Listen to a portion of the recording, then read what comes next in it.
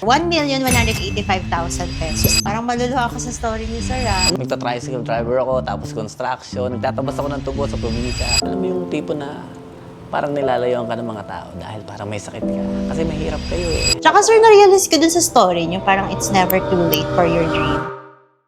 New day, new bag. So we have a first-time client here. Even though first-time client dito sa First Mason is mukhang collector na talaga si Sir. Hindi ako si Mrs. I can see.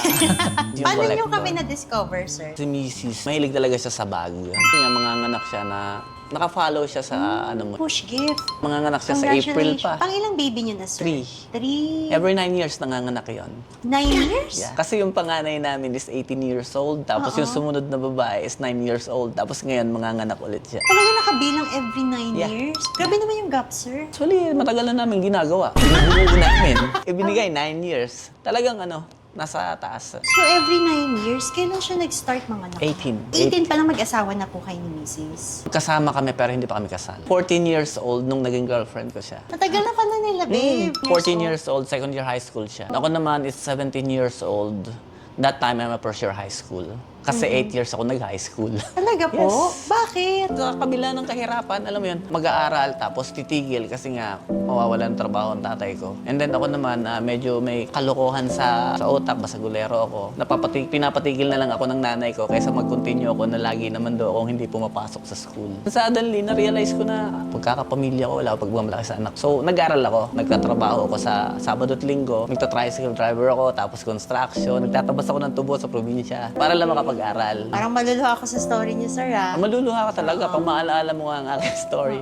Mga time na yon, although nagluloko pa rin ako, hindi pa rin ako pumapasok, nakilala ko si Mrs. Parang doon nabago yung buhay. Nagkameron ng direction. Angel in disguise, si Yeah, Mrs. ganun ang nangyari. Tapos nakagraduate ako ng high school, I was 21. Pag-aral ako dito sa Pasig, which is lang naman vocational sa Datamex, 2 years course.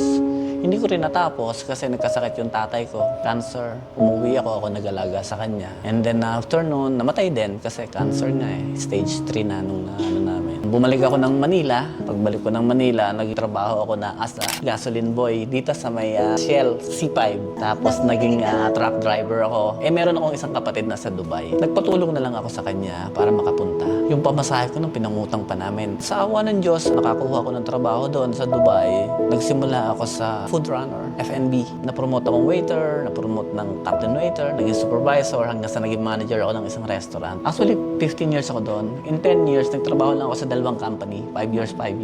Wala pa rin, walang pagbabago. May dumating na opportunity, may naging client kami sa restaurant. Binigyan niya ako ng opportunity to open a business. Napakaswerte ko doon sa tao na yun. Hindi ko nababanggitin, pero alam niya yun kung sino yung mapapanood niya. Ginaid niya ako, siya naging mentor ko. So hanggang sa ngayon, narating ko itong ganito, it's because of him, sa tulong niya. Sabi nga ng iba, yung tiwala talaga. Pag nagtiwala sa'yo ang isang tao, lahat. And then, sa taas. Sa Batangas, napakahirap ng buhay namin. Alam mo yung tipo na parang nilalayuan ka ng mga tao dahil parang may sakit ka. Kasi mahirap kayo eh. Alam mo yun, manonood ka ng TV sa kapitbahay pag sasarduhan ka ng pinto. Grabe naman. Oo, yes. Bilang ako ngayon, ayaw maranasan ng iba. Tumutulong kami sa mga bata. Sa mga school, every school year, nagbibigay kami ng mga gamit. Binabalik ko lang yung blessing. Umiyak ako sa'yo, Sir. Na-imagine ko Mabigat yun. kasi 8 kami magkakapatid eh. Ang nakagraduate lang sa amin sa high school is 4. Ay, may tanong pala ako, Sir. Sige lang. Based sa mga nakwento mo, diploma o diskarte? Ang akin sa ngayon, kasi wala akong may pagmamalaking diploma.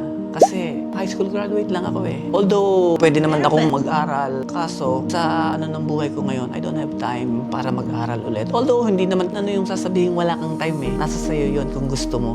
Diba?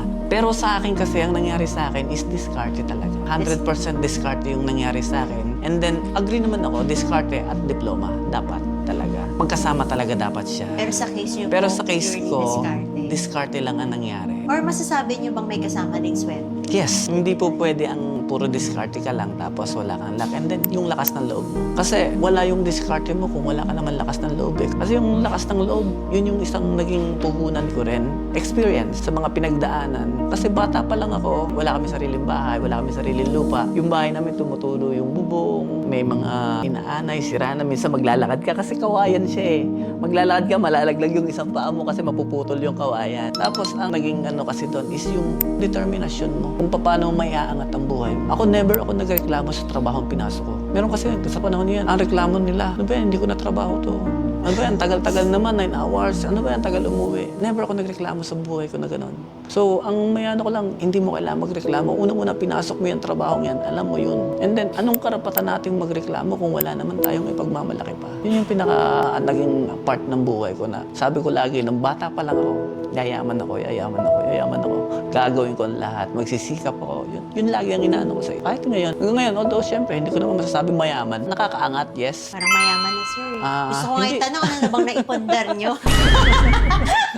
ano na ba naipundar natin, sir? Madami na. Pwede. Meron kaming resort sa Batangas. Meron akong 6 hectare na farm ng manok. May mga lupa kami. Hindi naman siya prime location, pero may mga lupa na na-invest. Merong mga business. Si Mrs. may salon, may coffee shop, may laundry shop.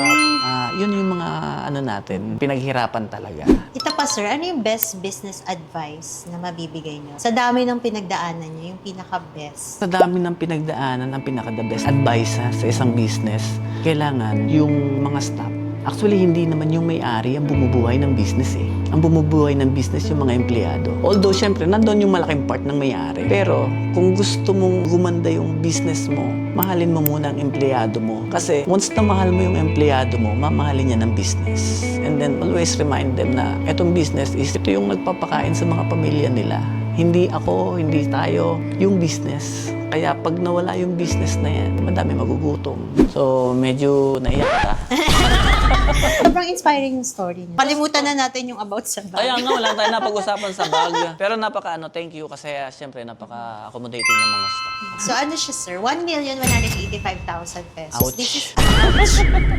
This is Stamp Z 2021 po. Condition niya po is 9.3 out of 10. Meron lang po siyang mga minor scratches dito sa hard. Meron kami Kelly 25 po. Ayaw niya ng malaking babae siya. Yeah. 5'6" siya. Okay siya sa Birkin, pero gusto niya 30 talaga. 30 Medyo na malaki. size. Ano sa ano niya, pag naglalakad siya.